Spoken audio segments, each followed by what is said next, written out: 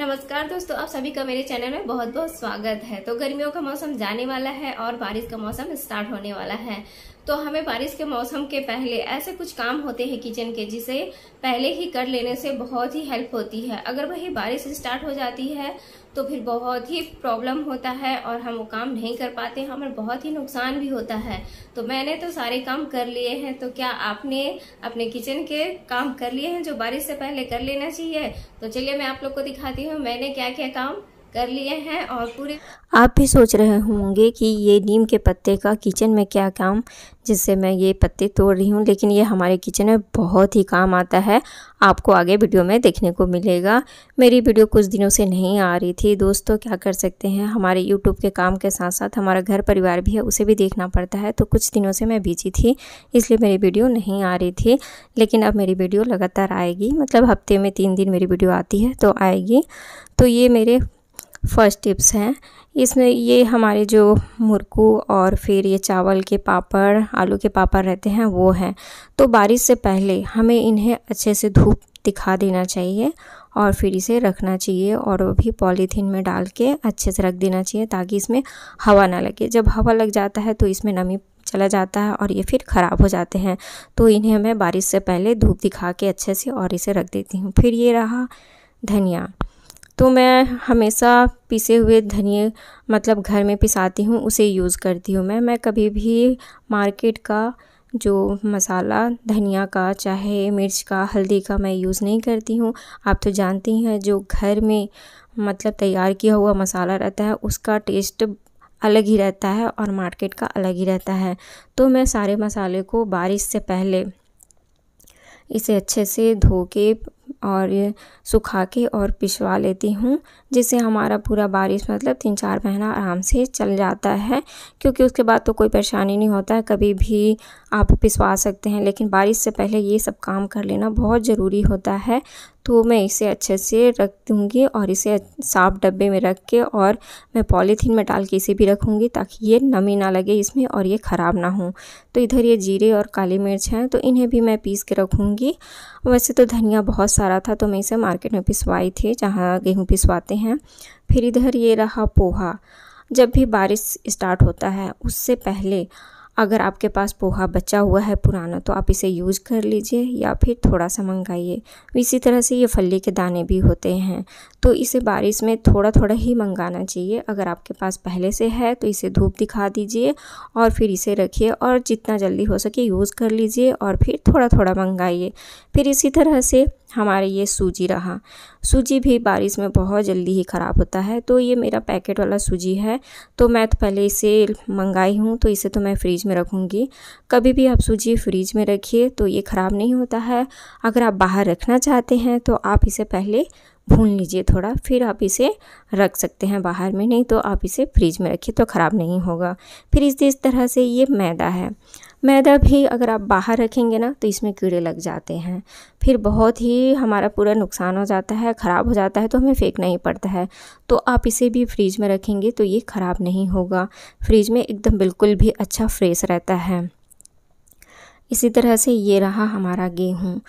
तो गेहूँ मैं बारिश से पहले मैं गेहूँ हमेशा मतलब हम लोग बाहर का आटा जो मार्केट का रहता है वो नहीं खाते हैं, हम गेहूँ पिसवा के ही उसका रोटी खाते हैं। तो ये मैं गेहूँ को, ये मेरा पिछले साल का गेहूँ है, लेकिन मैं इसे ऐसे रखती हूँ कि मेरा गेहूँ ख़राब नहीं होता है। जब भी मैं गेहूँ खरीदती हूँ उससे पहले गेहूँ को मैं मतलब ख़रीदने के बाद गेहूँ को मैं धुल के ही रखती हूँ, बिना धुले गेहूँ मैं नहीं रखती हूँ। तो ये देखिए ये मेरा इस साल का गेहूँ है जिसे मैं धो के रख दी हूँ, लेकिन अभी इसमें कुछ काम करने बाकी हैं जिससे ये ख़राब नहीं होंगे। तो ये रहा। तो ये जो मैं नीम के पत्ते तोड़ के रखी थी, तो ये नीम के पत्ते मेरे अच्छे से सूख गए हैं, बढ़िया सा हो गया है। तो मैं इसे जो हमारे गेहूँ हैं उसमें रखूँगी, क्योंकि हमने गेहूँ को धुल के रखा है। तो मैं इसमें जो केमिकल वाला गोली होता है उसे मैं नहीं डाल सकती हूँ, क्योंकि फिर से हमें धोना पड़ेगा। तो हम इसे धो के रखें। तो मैं ये नीम के पत्ते का पोटली बना के उसमें डालूँगी। हम इस तरह से बस ऐसे ही पत्ते नहीं डालेंगे। अगर इस तरह से खुले पत्ते डाल देंगे तो फिर हमें जब गेहूँ पिसवाना होता है तो फिर इसे निकालने में बहुत ही परेशानी होता है। तो इसी तरह से आप पोटली बना के और फिर गेहूँ में डाल दीजिएगा। आपकी गेहूँ बिल्कुल भी ख़राब नहीं होगा। और एक बात और याद रखिएगा, गेहूँ को ख़रीदने के बाद उसे धुल के रखना बहुत ज़रूरी है। अगर आपकी गेहूँ धुल जाएगी तो फिर धूल मिट्टी पूरा साफ़ हो जाता है और गेहूँ एकदम फ्रेश रहता है, बिल्कुल भी ख़राब नहीं होता है। और फिर मैं ये नीम के साथ साथ, नीम के पत्तों के साथ साथ प्याज भी रखती हूँ। तो आप प्याज को हर 1 से 2 महीना में आप चेंज करते रहिएगा, और ताकि हमारे प्याज जैसे देखते रहिएगा ख़राब ना हुए हों। और फिर इस तरह से आप रखिएगा और डब्बे साफ़ रहने चाहिए, फिर आपकी गेहूँ बिल्कुल भी ख़राब नहीं होगा। ये मेरी पिछले साल की गेहूँ है जो एकदम भी अच्छी है, ख़राब नहीं हुई है। और इसी तरह से मैं चने, ये रहे चने, तो इसमें भी मैं नीम के पत्ते डाल के रखती हूँ। बारिश से पहले ये काम तो ज़रूर से कर लेना चाहिए, ताकि हमारे जो चने हैं वो, और मटर, चने मटर ये सब ख़राब ना हो।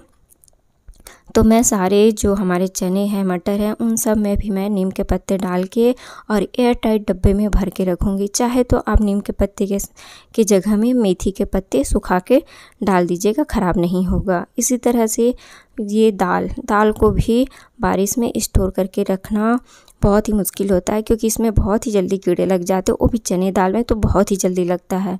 तो मैं इसे इस तरह से स्टोर करके रखती हूँ। आप चने दाल में 1 चम्मच, मतलब थोड़ा सा सरसों का तेल मिला दीजिए और फिर इसे अच्छे से डाल के अच्छे से मिला लीजिए। और फिर इसे धुले हुए डब्बे और सूखे डब्बे होने चाहिए, और उसे एयर टाइट डिब्बे में बंद करके रख दीजिए। आपकी जो चने की दाल है बिल्कुल भी ख़राब नहीं होगी और बहुत ही अच्छा एकदम फ्रेश रहेगा। तो ये मैं इसी तरह से अपने जो चने का दाल रहता है उसे रखती हूँ। और ये रहा उड़द का दाल, इसमें भी बहुत जल्दी ही कीड़े लग जाते हैं, तो इसे मैं इस तरह से स्टोर करती हूँ। इसे भी मैं सूखे डब्बे में भर के, डब्बे को तो पहले धोना चाहिए, धो के सुखा के और फिर उसमें मैं रखती हूँ। और फिर जैसे ये हींग का पोटली बना के, कपड़े में हींग थोड़ा डाल के और उसका पोटली बना के, और जो हमारे दाल है उसके बीच में रख के और आजू बाजू से पूरा अच्छे से दाल डाल के, और फिर उसे अच्छे से एयर टाइट डिब्बे में बंद करके आप रखिए। आपकी दाल बिल्कुल फ्रेश रहेगी, बिल्कुल भी ख़राब नहीं होगी।